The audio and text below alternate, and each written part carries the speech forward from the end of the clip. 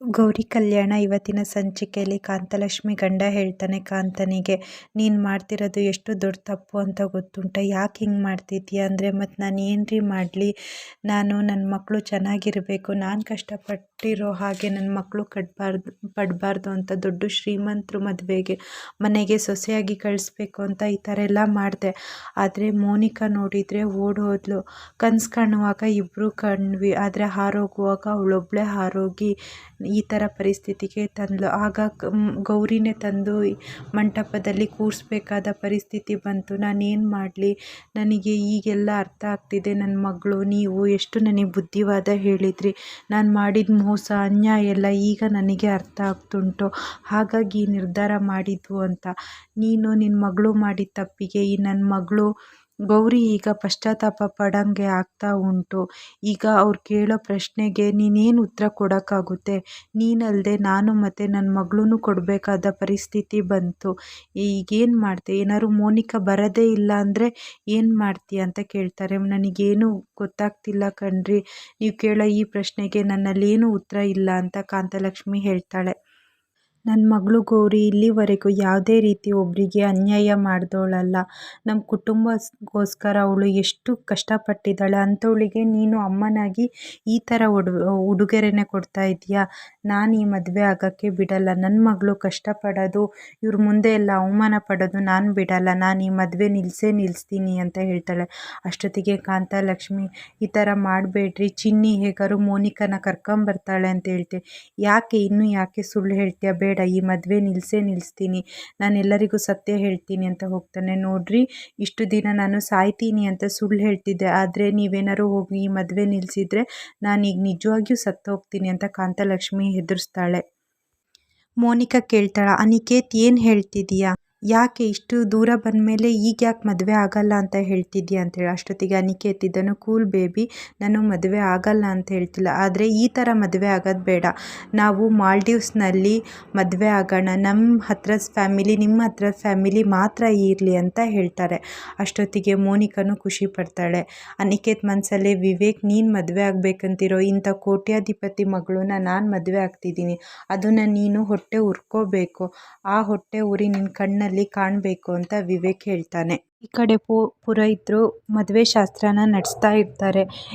ವಿಳೆದೆಲೆನ ಹುಡುಗ ಹುಡುಗಿಗೆ ಕೊಡ್ತಾರೆ, ಒಬ್ಬರು ತಲೆ ಮೇಲೆ ಒಬ್ಬರು ಇಡಿ ಅಂತ. ಆವಾಗ ಹುಡುಗಿ ಒಬ್ಬಳು ಕೇಳ್ತಾಳೆ, ಅಜ್ಜಿ ಇದೇನು ಶಾಸ್ತ್ರ ಅಂತ. ಇದು ವಿಳೆದೆಲೆ ಅಮ್ಮ, ವಿಳೆದೆಲೆಯಲ್ಲಿ ದೇವತೆಗಳಿರ್ತಾರೆ, ಅವರು ಆಶೀರ್ವಾದ ಪಡ್ಕೊಂಡು ಅದಕ್ಕೆ ಜೀರಿಗೆ ಬೆಲ್ಲ ಹಾಕಿ ಒಬ್ಬರು ತಲೆ ಮೇಲೆ ಒಬ್ಬರು ಇಡೋದ್ರಿಂದ ಅರ್ಧ ಮದುವೆನೇ ಆದಂಗೆ ಅಂತ ಹೇಳ್ತಾರೆ. ಅಷ್ಟೊತ್ತಿಗೆ ಇದನ್ನು ಕೇಳಿ ಗೌರಿಗೆ ಆಘಾತ ಆಗುತ್ತೆ, ಅರ್ಧ ಮದುವೆನೇ ನಡೆದಂಗೆ ಅಂತ. ಅಷ್ಟೊತ್ತಿಗೆ ಮೋನಿಕಾ, ನೀನು ಇಡಮ್ಮ ಅಂತ ಗಜಲಕ್ಷ್ಮಿ ಹೇಳ್ತಾಳೆ. ಅಷ್ಟೊತ್ತಿಗೆ ಗೌರಿ ಇಡೋಕ್ಕೆ ಒಪ್ಪೋದೇ ಇಲ್ಲ.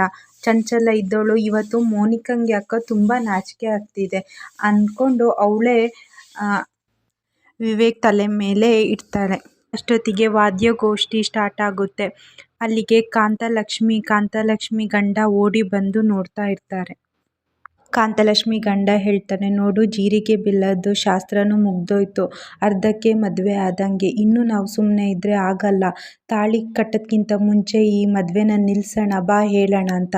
ಬೇಡ ಕಣ್ರಿ, ಮೋನಿಕಾನ ಕರ್ಕೊಂಬರ್ತಾನೆ ಚಿನ್ನು ಅಂತ ಹೇಳ್ತಾಳೆ.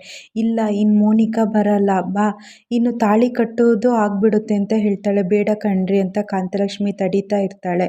ಈ ಕಡೆ ಚಿನ್ನು ಹುಡ್ಕೊಳ್ತಾ ಬರೋತ್ತಿಗೆ ಬಂಟಿಗೆ ಬಾಯಾರಿಕೆ ಆಗುತ್ತೆ. ಅವನು ನೀರು ಕುಡಿಯೋಕ್ಕೆ ಅಂತ ಹೋಗ್ತಾನೆ. ಕುಡಿದು, ಈ ಮೋನಿಕಕ್ಕ ಎಲ್ಲೂ ಕಾಣ್ತಾನೆ ಇಲ್ಲಲ್ಲ, ನನಗೆ ಗೌರಕ್ಕಂದು ಪರಿಸ್ಥಿತಿ ನೆನೆಸ್ಕೊಂಡ್ರೆ ಬೇಜಾರಾಗ್ತಾ ಉಂಟು, ಧರ್ಮ ಸಂಕಟ ಆಗ್ತುಂಟು ಅನ್ನೋಷ್ಟೊತ್ತಿಗೆ ಅಲ್ಲೊಬ್ಬ ಕೂತಿರೋದಕ್ಕೆ ಕೇಳ್ತಾರೆ, ಇವ್ರನ್ನೆಲ್ಲರೂ ನೋಡಿದಾರ ಅಂತ ಮೋನಿಕನ್ ಫೋಟೋ ತೋರಿಸ್ತಾನೆ.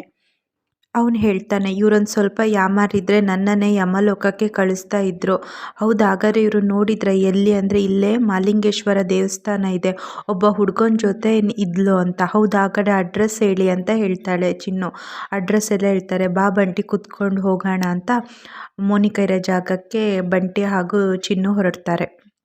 ಅನಿಕೇತ್ ಹೇಳ್ತಾನೆ, ನನ್ನಿಂದ ಏನಾದ್ರು ಬೇಜಾರಾಯ್ತಾ ಅಂತ. ಇಲ್ಲ ಅಂತಾಳೆ ಮೋನಿಕಾ. ಅಲ್ಲ, ನೀನು ಮದುವೆ ಆಗೋಣ ಅಂತ ಹೇಳಿದೆ, ನಾನು ಈಗನೇ ಬೇಡ ಅಂತ ಹೇಳಿದ್ನಲ್ಲ, ಅದಕ್ಕೆ ನೀನು ಏನಿದ್ರು ಇಲ್ಲ ಆಗೋದಲ್ಲ ಚಿನ್ನಿ, ಏನಿದ್ರು ಫಾರಿನಲ್ಲಿ, ನೀನು ಫಾರಿನಲ್ಲಿ ಇರಬೇಕು, ಬೆಳಗ್ಗೆ ಎದ್ದ ತಕ್ಷಣ ಸಮುದ್ರ ನಿನಗೆ ಕಾಣಬೇಕು, ನೀನು ಹಾಗೆ ಲಕ್ಸುರಿಯಾಗಿ ಜೀವನ ನಡೆಸಬೇಕು ಅಂತ ಆಟ ಆಡಿಸ್ತಾನೆ. ಅಷ್ಟೊತ್ತಿಗೆ ಮೋನಿಕಾ ಇದ್ದವಳು, ಇನ್ನು ನನಗೆ ಯಾವುದೇ ರೀತಿ ಭಯ ಇಲ್ಲ, ನೀನೊಬ್ಬ ಇದೆಯಲ್ಲ ಅಷ್ಟು ಸಾಕು ಅಂತ ಮೋನಿಕಾ ಹೇಳ್ತಾಳೆ. ಈ ಕಡೆ ಚಿನ್ನಿ, ಇವತ್ತು ನೀನು ಸಿಗೆ ಮೋನಿಕಾ, ನಿನ್ನ ಕೈಕಾಲಾರು ಮುರಿದು ನಾನು ಕರ್ಕೊಂಡು ಹೋಗ್ತೀನಿ ಅಂತ ಹುಡ್ಕೊಂಡು ಬರ್ತಾ ಇರ್ತಾರೆ.